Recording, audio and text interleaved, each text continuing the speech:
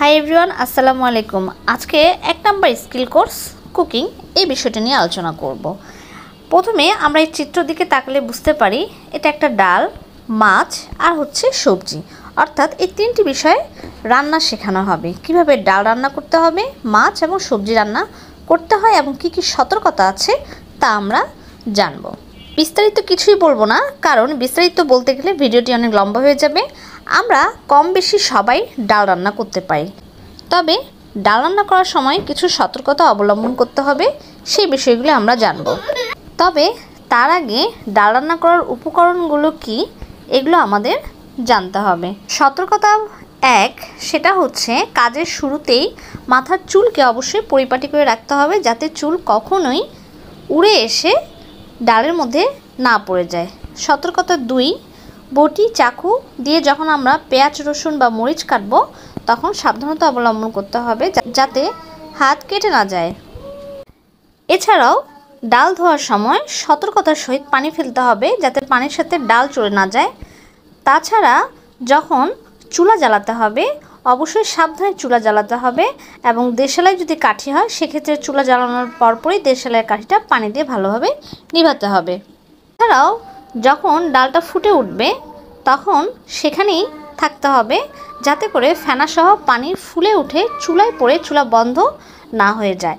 এছাড়াও কড়াই বা হাঁড়ি পাতিল ধরার সময় অবশ্যই মোটা কাপড় ইউজ করতে হবে যাতে তাপ হাতে না আসে, অথবা ঘুটনি দিয়ে ঘোটার সময়ও সতর্ক থাকতে হবে যাতে ডাল ছিটকে পড়ে না যায়, হাত পায়ে তাপ না পায় সেদিকে খেয়াল রাখতে হবে। অর্থাৎ ডাল ঘোটার সময় তাপ কমিয়ে রাখতে হবে যাতে করে তাপ হাতে না লেগে যায়। এছাড়াও লবণ হয়েছে কিনা তার টেস্ট করার সময় যখন আমরা টেস্ট করব তখন অবশ্যই ফু দিয়ে ঠান্ডা করে টেস্ট করতে হবে, কারণ গরম অবস্থায় টেস্ট করলে ঠোঁট বা জিহ্বা পুড়ে যেতে পারে, সেক্ষেত্রে অবশ্যই সাবধানতা অবলম্বন করতে হবে। ফাইনালি ফোড়ন দেওয়ার সময় আরও বেশি সতর্কতা অবলম্বন করতে হবে যাতে তেল ছিটকে না আসে। সেক্ষেত্রে ফোড়ন ডালের হাঁড়িতে ছাড়ার সময় ছিটে আসতে পারে, সেক্ষেত্রে একটা ঢাকনা কাত করে ধরে রেখে ফোড়ন ঢালা যেতে পারে, ঠিক এই ছবিটার মতো করে। সতর্কতা জানা হলো, এসো ভেবে দেখি সব ধরনের ডালকে এই পদ্ধতিতে রান্না করা যাবে।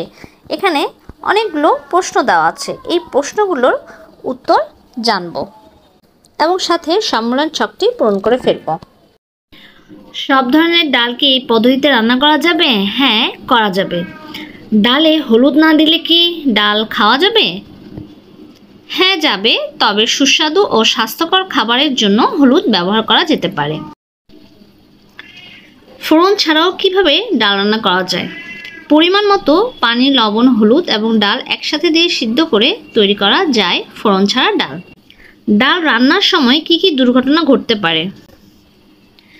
ডাল রান্নার সময় বিভিন্ন দুর্ঘটনা ঘটতে পারে, যেমন চাকু বা বটি দিয়ে হাত কেটে যেতে পারে, গরম অবস্থায় লবণ চাকলে জিহ্বা বা ঠোঁট পুড়ে যেতে পারে, ফোড়ন দেওয়ার সময় তেল ছিটে আসতে পারে। ডাল রান্নার সময় কি কি সতর্কতা মেনে চলা প্রয়োজন? ডাল রান্নার সময় যেসব সতর্কতা মেনে চলা প্রয়োজন তা হলো অবশ্যই চুল পরিপাটি করে রাখা, সম্ভব হলে টুপি পরা, ডাল ধোয়ার সময় যাতে করে পরনের জামা কাপড় ভিজে না যায় সেদিকেও খেয়াল রাখা, পেঁয়াজ রসুন মরিচ কাটার সময় সতর্কতা অবলম্বন করা, ঘুটনি দিয়ে ঘুটার সময় চুলার আঁচ কমিয়ে রাখা এবং কড়াই বা পাতিল ধরার সময় সম্ভব হলে কিচেন গ্লাভস পরে নেওয়া। ডালের স্বাদ বাড়াতে এর সঙ্গে কি কি যোগ করা যেতে পারে? ডালের স্বাদ বাড়াতে এর সঙ্গে ধনিয়া পাতা, টমেটো ও জলপাই, কাঁচা আমের টুকরা যোগ করা যেতে পারে। ডালের সঙ্গে কি কোনো ধরনের সবজি যোগ করে রান্না করা যেতে পারে? হ্যাঁ, প্রায় সব সবজি, যেমন চিচিঙ্গা, লাউ, পেঁপে, ফুলকপি, বাঁধাকপি ইত্যাদি। সুগন্ধ বাড়ানোর জন্য ডালের ফোড়নের সঙ্গে আর কি কি দেওয়া যায়? সুগন্ধ বাড়ানোর জন্য ডালের ফোড়নের সাথে জিরা, ধনিয়া, কালো জিরা, মেথি দেওয়া যেতে পারে। ডাল রান্নাকে দেখতে লোভনীয় করার জন্য কিভাবে সাজিয়ে পরিবেশন করা যায়? ডাল রান্না দেখতে লোভনীয় করার জন্য ডালকে কাচের বাটিতে নিয়ে তাতে ধনিয়া পাতা কুচি ও শুকনো ভাজা মরিচের গুঁড়া অর্থাৎ সামান্য পরিমাণ চিলি ফ্লেক্স এবং পাতলা ও গোল করে কাটা এক টুকরা লেবু স্লাইস যোগ করা যেতে পারে। সত্যি কিন্তু দেখতে অসাধারণ হবে, তাই না? সমূল্যায়ন কারো কাছ থেকে অভিজ্ঞতা শুনে, ভালো করে বুঝে অথবা কোনো বই থেকে পড়ে ছকে দেওয়া তথ্যগুলো পূরণ করো। আম ডাল রান্না করতে হলে আম কখন এবং কিভাবে ডালে দিতে হয়। ডাল সিদ্ধ হয়ে এলে ঘুটনি দিয়ে ঘুটার পর আমের টুকরা দিতে হবে এবং অবশ্যই এই সময় লবণ, হলুদ ও পরিমাণ মতো পানি দিয়ে আবার 15 থেকে 20 মিনিট ফুটিয়ে আমের টুকরাগুলো সিদ্ধ করে নিতে হবে।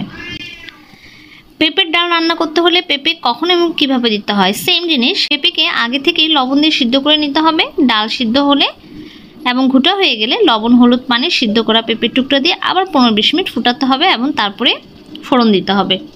ডালে শুকনা মরিচ কিংবা আস্ত জিরার ফোড়ন কখন দিতে হয়, ঘুটে নেওয়া সিদ্ধ ডালকে হলুদ, লবণ, পানি দিয়ে আবারও 10-15 মিনিট ফুটিয়ে ঘন হয়ে এলে ফোড়ন দেওয়ার সময় শুকনা মরিচ অথবা আস্ত জিরার ফোড়ন দিতে হবে। আমাদের দেহে পুষ্টি চাহিদা মেটাতে ডালের ভূমিকা কি?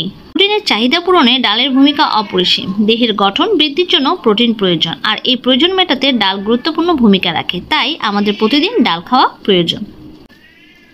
তোমরা কোন ধরনের ডাল খেতে পছন্দ করো? আম ডাল, জলপাইয়ের ডাল, নাকি ধনিয়া পাতা দিয়ে ডাল? আমার কিন্তু জলপাইয়ের ডাল অনেক মজা লাগে। তোমাদের কোনটা মজা লাগে? কমেন্ট বক্সে কমেন্ট করে জানাও। দেখা হচ্ছে পরের ভিডিও নিয়ে।